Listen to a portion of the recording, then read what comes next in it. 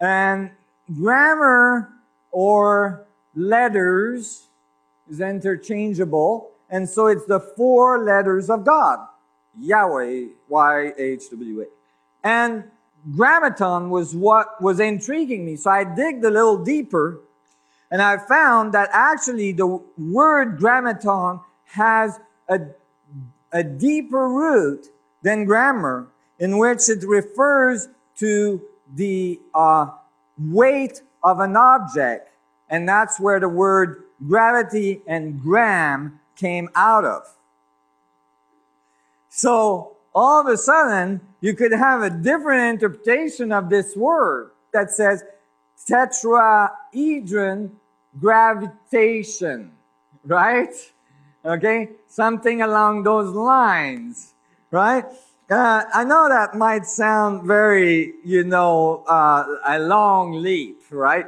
But this was where I started.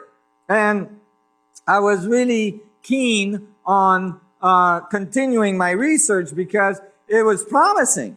They were talking about tetrahedrons or triangles on the seat of God, and they were describing tetragrammatons for the force of God. And I was getting, inspired, to say the least. So I continued to research, and with this word tetragrammaton, I was able to look further and dig deeper. And I was intrigued.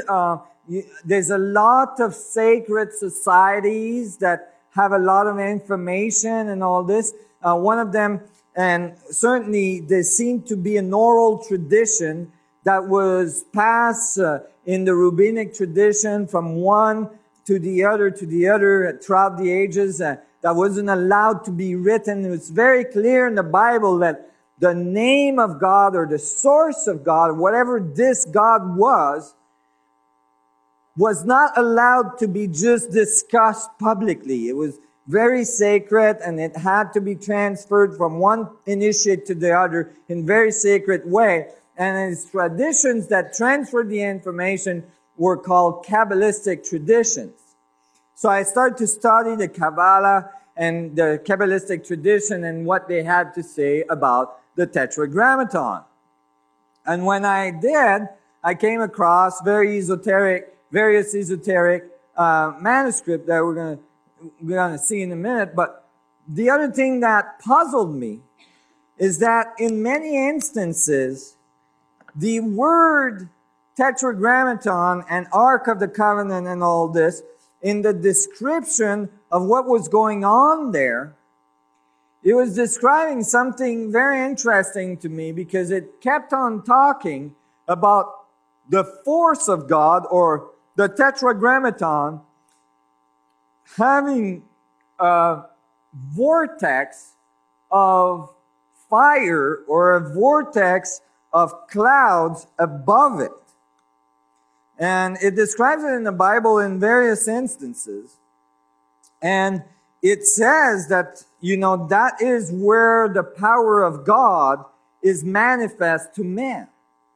And for instance, in this graphic, they show this is when the Hebrews were going through the desert for 40 years. They had a temporary tent system to host the ark in the middle, and they called the tabernacle. And they show here the vortex of cloud rising above the Ark of the Covenant that's in the back of the tabernacle. Just so you understand, this is the fire of sacrifices that are in front, and you see the smoke just dispersed. But in this case, it's very organized vortex type of smoke or clouds that orbit on the top of this object.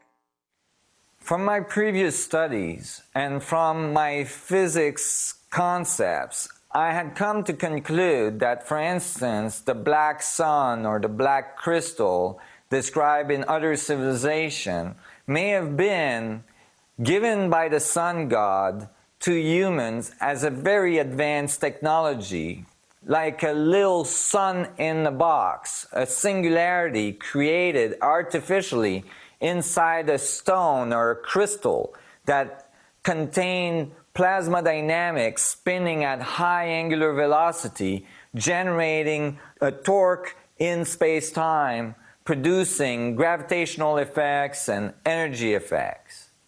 If that is true, then you would expect that on the top and the bottom of that structure, you would see vortices appear, columns of clouds or columns of light appear because of the high velocity of the space-time angular momentum along the side of that object.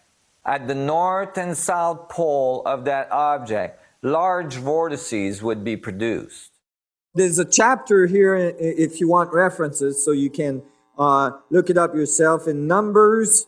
It's called the cloud above the tabernacle, and it described that vortex cloud above the tabernacle. There's chapters where the sons of Aaron get struck by the Ark of the Covenant and die, and Moses is called into the tabernacle and instructed to never let anybody go in there without permission, because the vortex of the Ark of the Covenant, if it is not dealt with appropriately, can kill. There's all sorts of things like that happen in the Bible that, were striking. But the thing is that I started to realize that when you read the Bible, the Ark of the Covenant, this box-like object, was supposed to have been built at the foot of Mount Sinai after Moses crossed the Red Sea.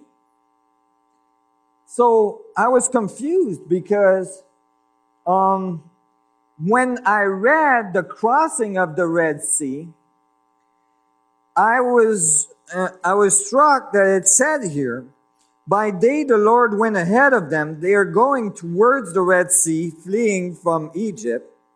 It says, by day the Lord went ahead of them in a pillar of cloud to guide them on their way, and by night in a pillar of fire to give them light, so that they could travel by day or night. Neither the pillar of cloud by day, nor the pillar of fire by night left in its place in front of the people.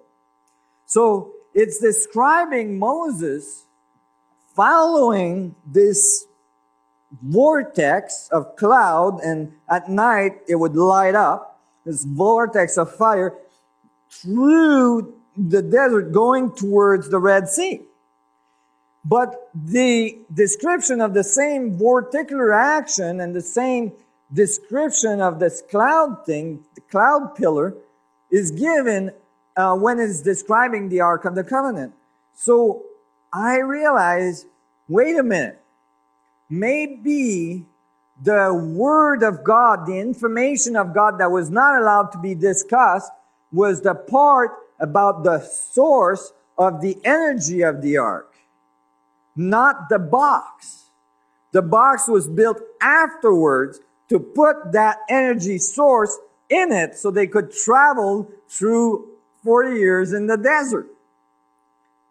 I started to think maybe these are two different objects.